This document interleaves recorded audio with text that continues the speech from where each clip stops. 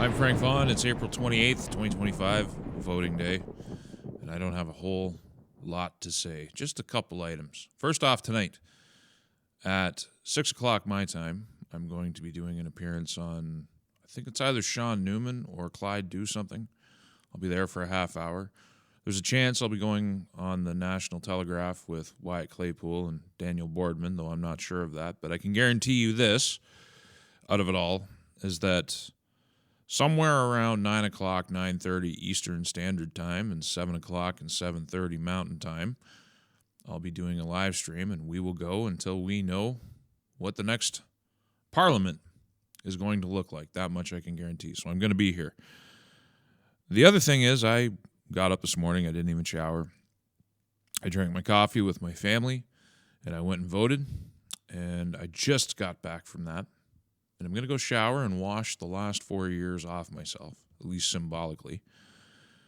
And then I'll probably spend a fairly quiet afternoon killing time with the family and just enjoying life, because we are all consumed with this election and its outcome, one way or another, whether we're numb like I am or whether we're exhilarated for one party or another. It's a moment in time. It's almost like we're hung up. But meanwhile, there's another international community out there where things are happening. The headline is Pakistan's defense chief warns military incursion by India is imminent. This is one of those stories that is completely gone by the wayside.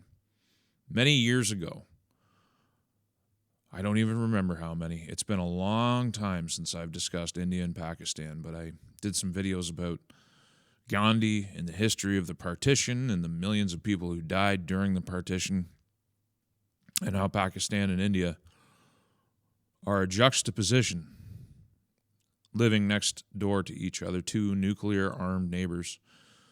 And they're off to shooting at each other after a terrorist attack killed 2 or 3 dozen Indians. And it seems like India is going to invade, at least in a limited way. And this is one of those examples where everybody might be focused on an election, or everybody might be focused on Iran, or everybody might be focused on Syria and Israel and Turkey and the gong show that's going on there. And meanwhile, coming up the backstretch, nobody even paying attention, is this other crisis, which, if it erupts, could see the world very quickly enter its first nuclear war. And I can't imagine two cultures and two societies, India and Pakistan, more equipped to be the trigger for that war. There's a lot of fatalism inherent in the culture. But because there's so many people packed together in such a small space, the opportunity for very fast escalation exists there like in no other place. And I know in my previous work, many, many years ago, I highlighted how everybody could be looking in the wrong direction, and the world's true first risk of nuclear war could be right there. So when we're done with our election today, regardless of the outcome, it doesn't solve all of the world's problems. It's not like the work stops domestically or internationally. We just get our marching orders in a way. We just get some clarity about what we're going to do. And further to the result, my gut instinct is that the Conservative Party is going to win. That's been my gut instinct this entire time. But whether I'm numb or not, there's some level of investment that I have in this election outcome, so it's hard for me to unilaterally trust my gut. If I was thoroughly trusting of my gut, maybe I'd take some kind of ridiculous loan and throw it on Polymarket if we can even compete. I wouldn't actually do that, but I mean, I don't have the courage and conviction to actually put money down on the market one way or another, but the truth is that's what I feel my instinct is telling me. Now, whether it is right or not, whether the election's proper or not, it doesn't really matter, because we're all stuck waiting anyway.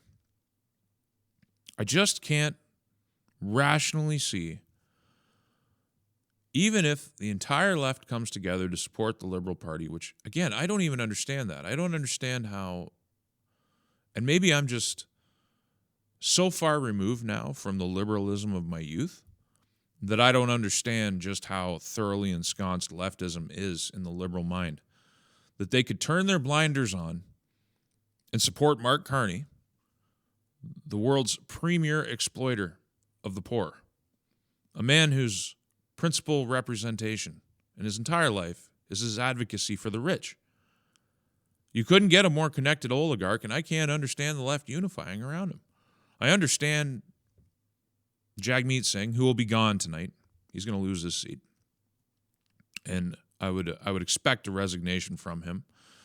That would be the normal procedure. Maybe it won't happen, maybe it will. But I think we see the end of him one way or another. He's destroyed the NDP. But even at that, even with his terrible rubber stamp leadership, if you can even call it leadership, it's hard for me to imagine the NDP base unifying around a central banking oligarch who's representing the most wealthy people on the planet. It doesn't make any sense to me.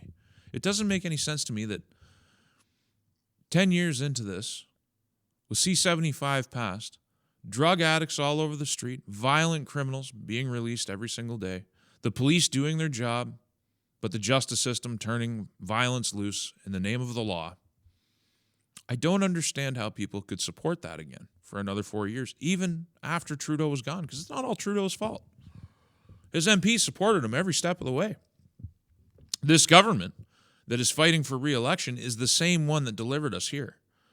Record high deficits, record high national debt, huge inflation, failure after failure after failure after failure. It's very difficult for me to understand how this country could possibly hand them another 4 years. And this is why I don't necessarily trust my gut instinct, because I'm being reasonable. I'm being rational. Is this country a reasonable, rational place anymore? Is there enough of the public that is reasonable and rational that they'll actually get the job done? Is my instinct blinded by my reason? And that's why I can't act on that. But because the world is on a knife's edge, no matter how you cut it, no pun intended, this Pakistan-India stuff, it's not an isolated thing. I mean, if they get lobbing nukes at each other, the resulting fallout, like, there's no such thing as a limited nuclear war. When the missiles start flying, all the missiles start flying between these two. And the amount of dust they will kick up in the atmosphere, and radioactive dust, it will upset every corner of the earth if it happens. But when it happens, if and when it happens, when nuclear war is actually visited upon this planet, there's no such thing as limitation. It'll be total. And I can't imagine a better place in the world than Pakistan and India to introduce the concept of total nuclear war between two nations and maybe, hopefully, teach us a valuable lesson about why we should get along in a multipolar world. This is a Gordian knot. You want to look around the world for flashpoints that are near impossible to think about solving and making for peaceful resolution. Oftentimes people think of Israel and Palestine and how incompatible the two are, and how it seems that the only thing that can ever solve that problem is total war between one and the other and an eventual victory, which is essentially what segments of both populations preach. But I'm guilty of this flying under the radar. This is probably the most inseparable problem, the most unsolvable problem on the planet, is the existence of Pakistan and India side by side, with the population pressures both face, with the massive scale of environmental degradation, the very environment that they require to sustain billions, something like 1.6. I think Pakistan is 350 million, the entire population of the United States packed into one little country. And then India is over 1 billion by itself.